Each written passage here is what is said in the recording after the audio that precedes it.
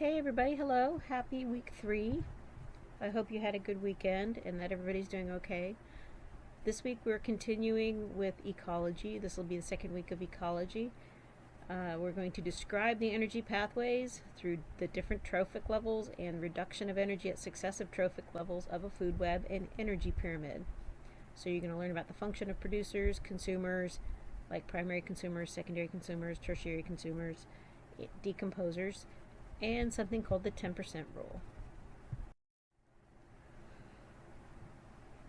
Okay, this is a disclaimer that I've mentioned before, but I just want to put it out there, say it up front. All answers to the assignments can be handwritten in a notebook or journal or completed on a computer. You may print them out, but that's not required. They can be uploaded and sent to EDSB as pictures or as digital files. Please make your pictures clear. Use common formats like Word, Adobe PDF, Google Docs, JPEGs, PNG, those are for the pictures, so that my computer can open them. I'm getting a few files that my computer can't open.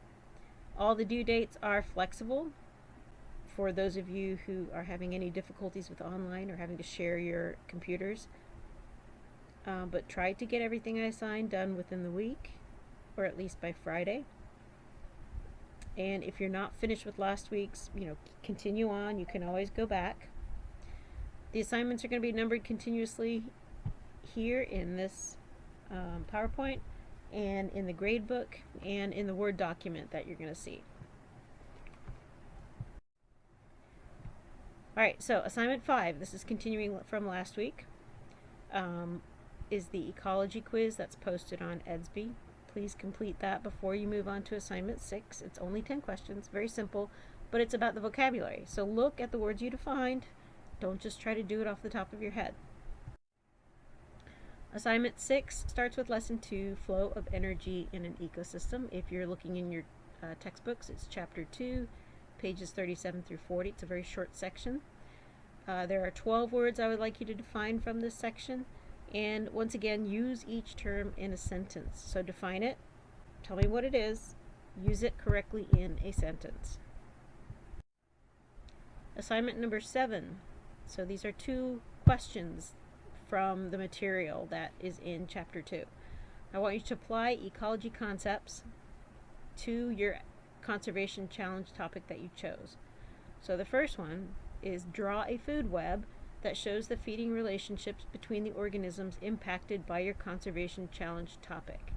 So you have to think about where in the world your particular topic takes place. Think of an ecosystem there, or an area where there are animals and plants, and a possible food web that might be taking place there from the organisms that live there. It should have 6 to 10 organisms and 3 to 4 trophic levels. So those are feeding levels. I'll show you an example in a minute. The arrows must be drawn correctly. In other words, be going in the correct direction to show how the energy flows through your food web. And page 39 in your textbook has an example of a desert food web. Please don't use that exact example. For number 2, I would like you to use your food web to draw a simple ecological pyramid for one food chain from your food web. There's examples on page 39 and 40. Your pyramid may show the amount of energy, biomass, or numbers of organisms at each trophic level. So here are some examples of food webs and ecological pyramids. You can see the arrows go from the thing that is being eaten to the thing that is eating it, because that's the direction energy flows. When you eat something, you get the energy from what you have eaten. The 3 pyramids on the right show you that there's 3 different types of ecological pyramids. An energy pyramid, which shows you the amount of energy in kilocalories. Sometimes it says joules, which is another measurement unit for energy. There's a biomass pyramid, which is all of the dry matter of the organisms if we were to take them and dry them out and weigh them. Or pyramids of numbers. So these are estimates of the amounts of organisms in a particular ecosystem and how many you have to have at each trophic level. So one of the words you're going to define is trophic level, and that is just a feeding level, like being a producer, or being a primary consumer, or being a secondary consumer, or being a producer and a herbivore, and a carnivore. Assignment number 8 is to continue to research your conservation challenge. And what I would like you to think about this week is, think about and research, is how is your conservation challenge being monitored or measured by governments? A, who is in charge of monitoring your conservation challenge? What agencies are doing this? Are they U.S. agencies like the Department of Natural Resources or the Department of Fish and Game? Sometimes it's called Fish and Wildlife, sometimes it's Parks, Fish and Game. They have different names.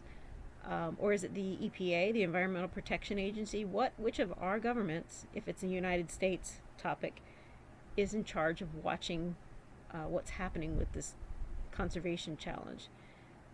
If it's in a different country, they may have different names for these things.